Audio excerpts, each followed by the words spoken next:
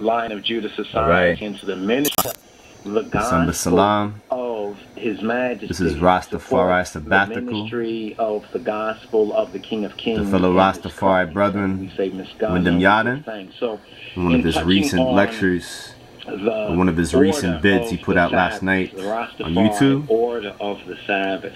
There is the daily psalm, Rastafari redeeming Jatan, evening, because Sabbath on the principle of evening. Scripture, evening and morning is one day. Alright, so this would be the continuation of last vid. I think there was some kind of malfunction with the tape. It was towards the end of the tape and the camcorder was messing up. Like I said, a couple of vids ago, actually 2 or 3 days ago, that this particular camcorder just had been revived and it pretty much had been broken and malfunctioning for the past year. And it's been almost a whole year since I uploaded any vids on this particular YouTube channel with this camera. So I do have another more up-to-date digital cam, but I haven't been able to allow the footage to be compatible to the software. So I have to spend more money to get up-to-date editing software for my desktop. So I do have some footage that I've taken in the past year on the new cam, but I have to go back to the old cam until I have enough money to, you get the point. Anyways, Shabbat Shalom. That was one of the recent uploaded vids of the fellow Rastafari brethren, Wyndham Yadin, from the LOJ Society on YouTube.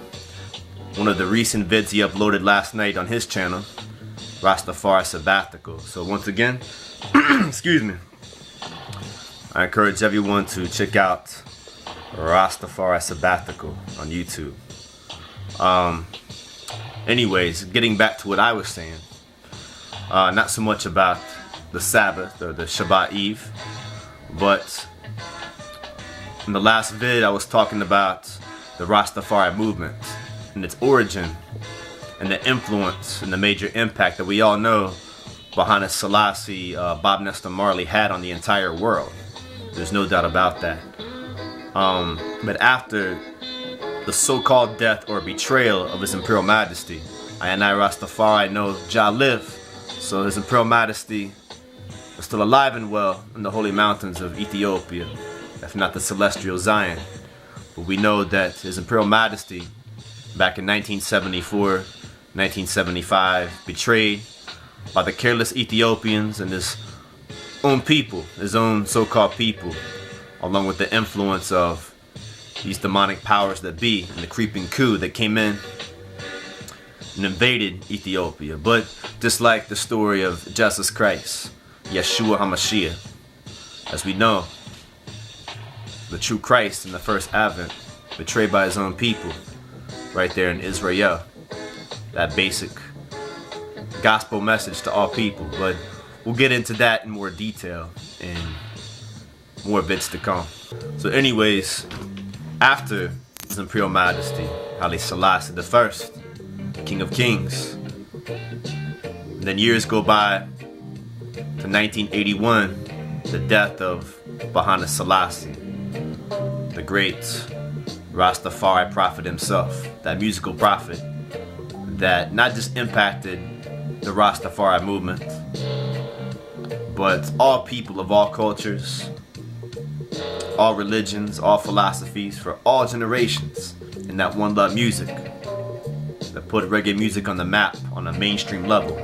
So Bob Marley, what we know of as Bob Nestor Marley, Bahana Selassie, is that open door, that bridge, that universal bridge into the one love music for all people. And of course, what we know as the one love music or reggae music is for all people, regardless of so-called religion or lack of, regardless of so-called nationality or philosophy. You know, reggae music's for everybody, but it is the positive music, and that true revolutionary music, like Bob said, is a heavy-duty weapon against Babylon.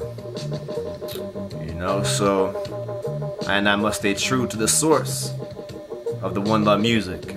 And with that being said, I want to say that's why you had a separation of different so-called doctrines and philosophies of what Rastafari is after the death of Bob Marley. You know, some so-called Rastas lost their faith. Others, you know, strengthened their faith. The movement became stronger in a sense, as it is today.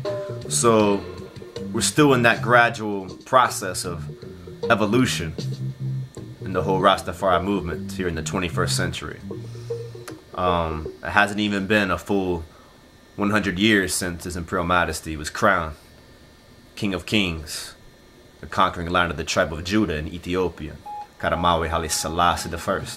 So we're still in that gradual process, and universally, not just for the elect Rastafari and that new name, but for all people, all philosophies of the Messianic faith, from the rise of the first Black Hebrew Israelites, Messianic Jews, even some of the Jews for Jesus, dealing with the other Jews we know as Jewish people today, the Eurocentric Jews, not those who are in Revelation 2:9 and 3:9 are of the synagogue of Satan, like the Zionists, but true Messianic disciples of all so-called race, true genuine Orthodox Christians from that Tawahedo faith, and of course the elect Rastafari universally. And a true Christian or a Messianic of any so-called denomination or background that is seeking the truth. Because when it comes down to it, it's about His Imperial Majesty's testimony, which is Jesus Christ.